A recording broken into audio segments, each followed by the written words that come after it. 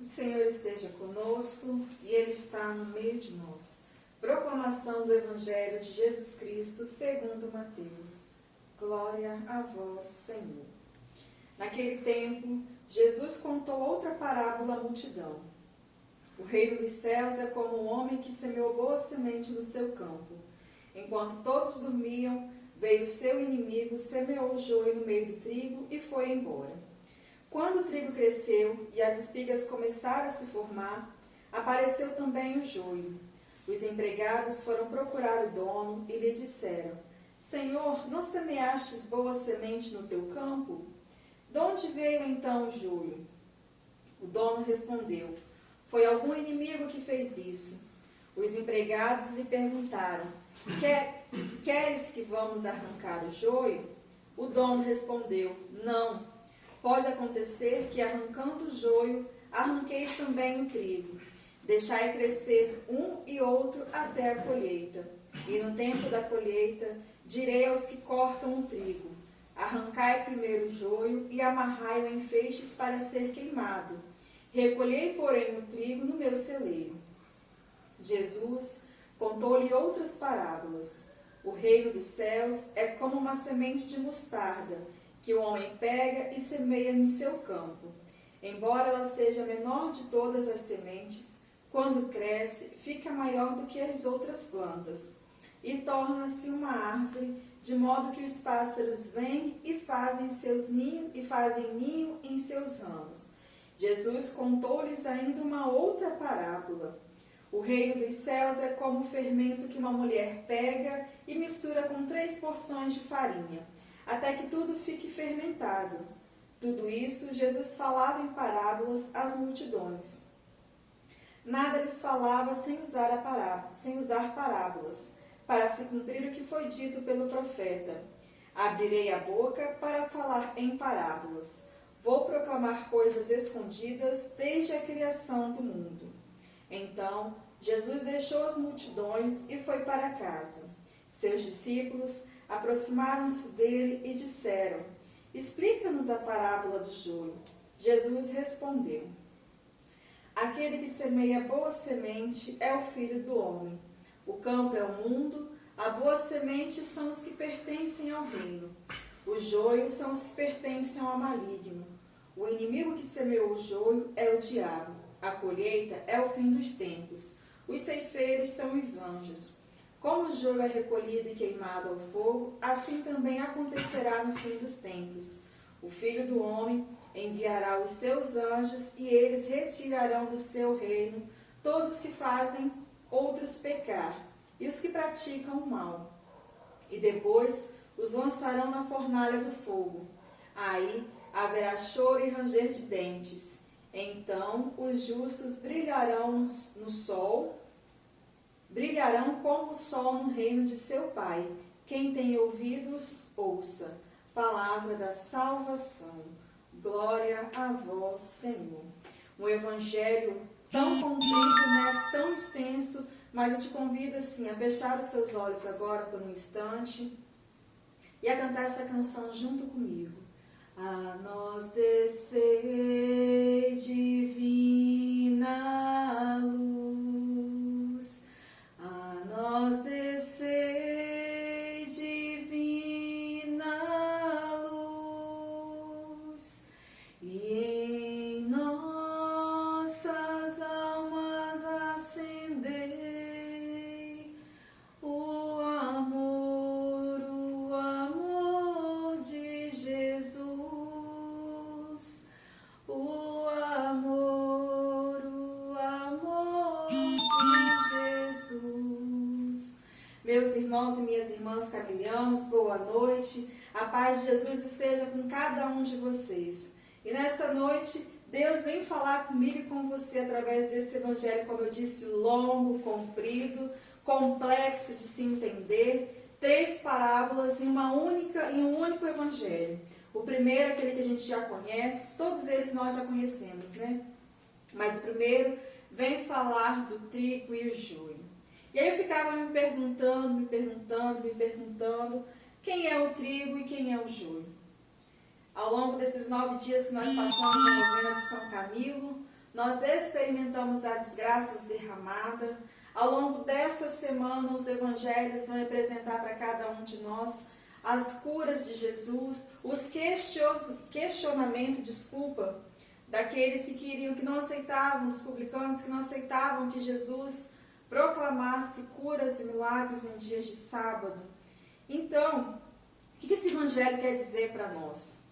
Quem é o trigo, quem é o joio nos tempos de hoje? No final do evangelho, Jesus vem falar, né? Quem é o trigo e quem é o joio.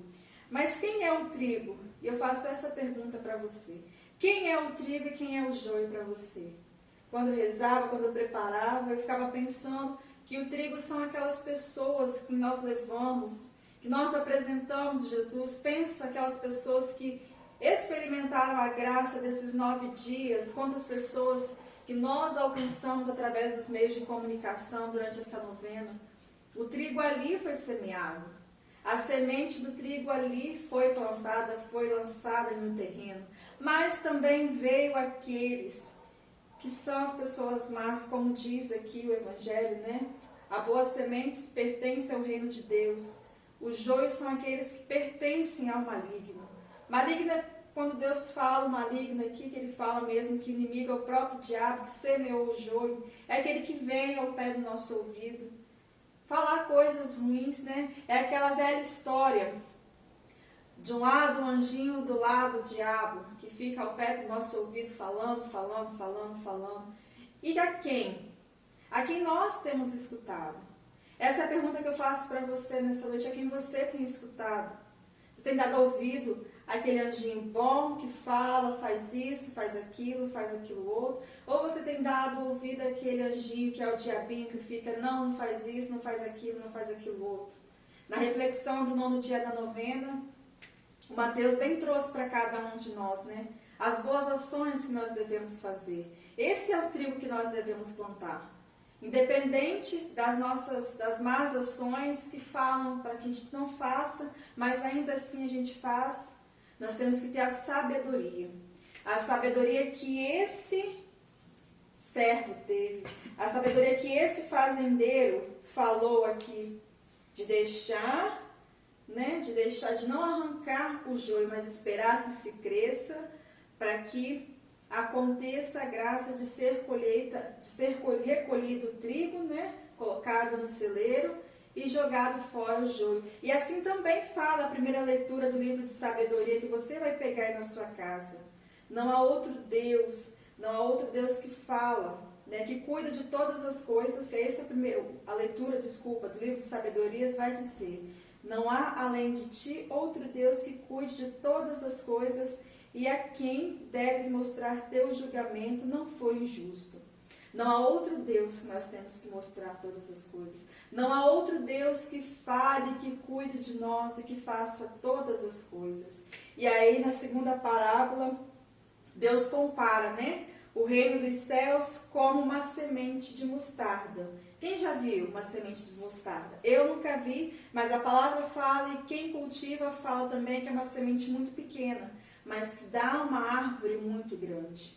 E é isso que Deus fala para mim e para você. Nós somos essa semente pequena, quase que invisível, mas quando nós escutamos, acolhemos e cultivamos a palavra de Deus em nosso coração, nós crescemos, nós nos fortificamos. Quando a fé que há em mim, que há em você, ela vai crescendo, nós tornamos árvores com raízes findadas no coração do Senhor. E é isso que ele quer falar para mim e para você. E na terceira parábola, Deus compara, né, o reino do céu com o fermento. E aí como acontece essa comparação? O reino dos céus é como um fermento que uma mulher pega e mistura com 3 porções. Quem aí é dona de casa sabe, quem faz pão, eu que trabalho em padaria, sei que uma medida de fermento eu consigo triplicá-la 3 vezes mais para preparar um pão. E o reino dos céus é assim, nós temos que triplicá-lo. O reino dos céus é hoje, meu irmão, é agora. É nesse exato momento que nós estamos passando e nós precisamos divulgá-lo ainda mais, através das mídias sociais, através das nossas famílias. Quantos de nós queríamos estar agora na igreja, nesse horário da nossa celebração, mas o Senhor quis que nós escutássemos essa palavra dentro das nossas casas, para que ela crescesse assim como cresce um pão e é dividido em 3, 4, 5 partes. E aí a gente divide com as nossas famílias, não é verdade? Quando você faz uma receita de um pão, ele rende 5, 6 pães, dependendo da sua receita. E aí o que você faz? Você divide. E é isso que Deus quer. O reino dos céus, ele precisa ser dividido. Eu e você precisamos dividir a partir do momento, que o trigo está no meu e no seu coração. A partir do momento que nós temos a sabedoria de entender que a semente, ela foi crescendo, crescendo, virou uma árvore frutífera, que é isso que eu e você somos no reino de Deus, uma árvore frutífera. E dessa árvore nós temos que fazer com que ela cresça mais e mais. A segunda leitura vai dizer que o Espírito vem em socorro da nossa fraqueza. Nós não sabemos o que nós temos que pedir. É isso que a segunda leitura fala na carta de Paulo aos Romanos. Nós não sabemos o que pedir, nem como pedir, mas é o próprio Espírito que intercede em nosso favor. É o Espírito Santo que intercede para que eu e você faça com que esse Evangelho se propague mais.